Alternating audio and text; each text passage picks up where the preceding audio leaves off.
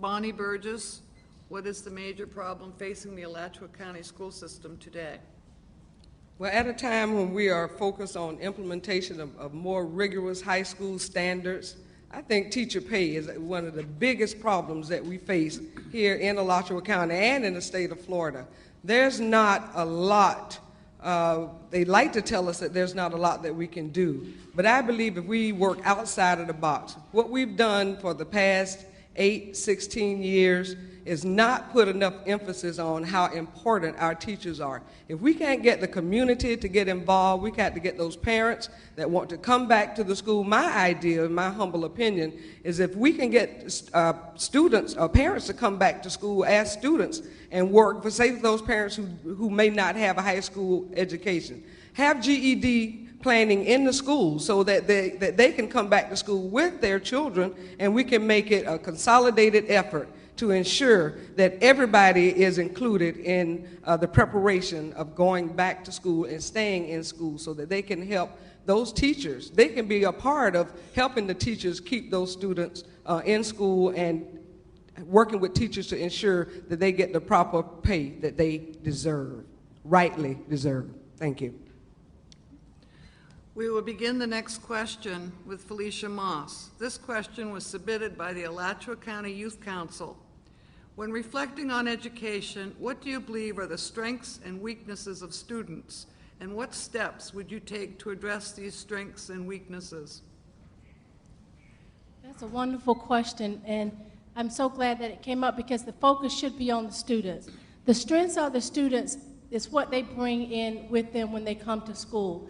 They do have home environments, they do have background knowledge that they come into school with. They do have things within their soul and within their spirit that make them want to learn. They're eager to learn and they're eager to please. They come in with the desire to become better at what they do. When we look at the students coming into kindergarten, they come in, they're ready, they're bright, they're anxious. By the time they get to third grade, their spirits are literally broken. I've seen it for years. Something happens in the soul and the spirit of those students from K until 3. Some of the weaknesses that come in, some of them don't have some of the background knowledge that they need, but we need to go about the business of filling in gaps for our students as well as elevating them to the next level. There's nothing in research that says that you cannot build gaps, help students master materials as you cycle them through the learning process.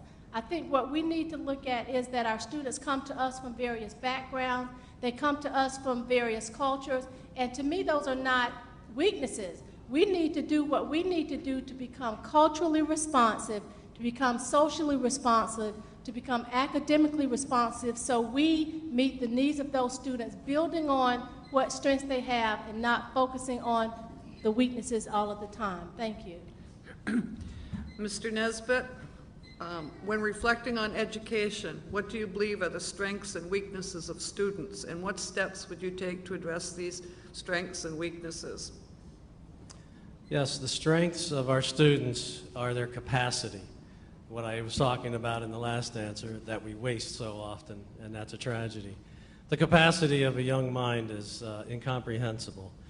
If we can tap into that capacity, we can do wonderful things. Their energy level is amazing. Their diversity and their ability of their family experiences and their personal experiences. When you combine it all together, you can have a very rich and rewarding educational experience.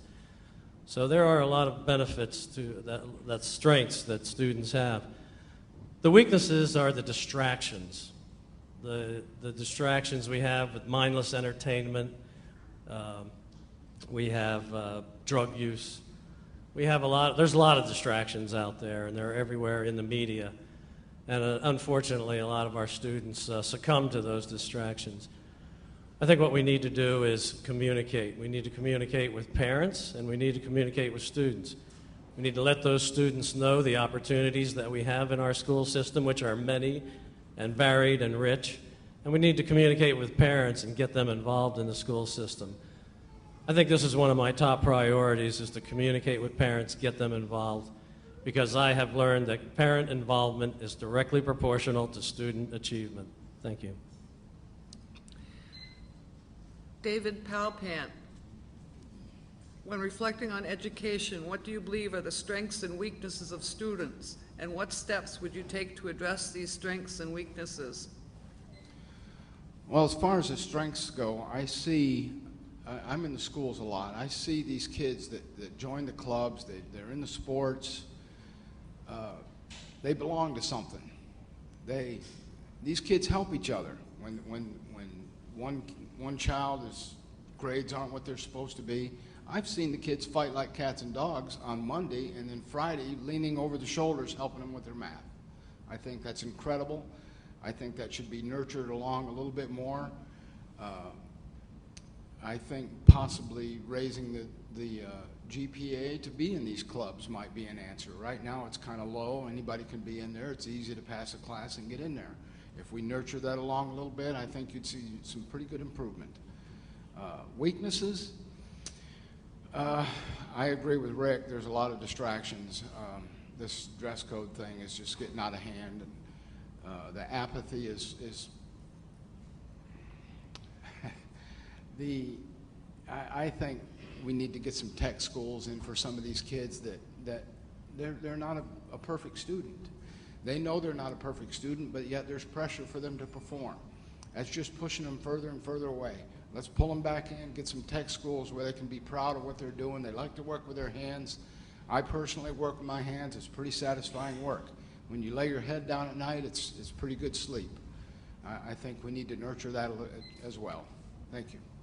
Bonnie Burgess, when reflecting on education, what do you believe are the strengths and weaknesses of students, and what steps would you take to address these strengths and weaknesses? Well, the strengths of our students is that they come in as an open book. And what we have to do is to ensure that we can give them everything that they need in order to be successful. Because let's face it, sometimes we squash the ideas of children because we think that they are children. So if you believe, at being a manager for 23 years at the University of Florida, we don't call it weaknesses, we call it areas of improvement. So what we like to do is see those areas of improvement be taken seriously. You know, give them the opportunity to vent and to tell what they think that is best for them in their own school system. One of the strengths, weaknesses, I would imagine, would be motivation. A lot of children that I talk to after about mid-year, their motivation level is plummeting.